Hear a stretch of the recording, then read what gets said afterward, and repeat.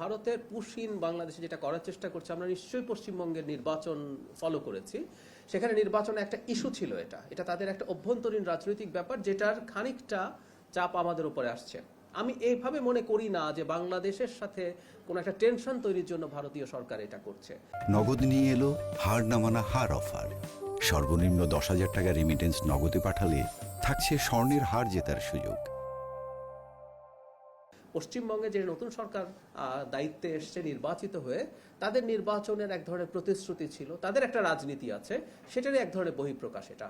আমি দৃঢ়ভাবে বিশ্বাস করি বাংলাদেশে নতুন যে সরকার আসছে তার সাথে ভারতের সরকার, আমরা বিভিন্ন পর্যায়ে যখন কথাবার্তা বলেছি, আমার নিজেরও কিছু কথাবার্তা হয়েছে, তারা বাংলাদেশের সাথে 5 আগস্ট পরবর্তী সময়ে ডক্টর ইউনূস সরকারের সাথে যে ধরনের পরিস্থিতি ছিল সেটা থেকে তারা বেরিয়ে আসতে চান।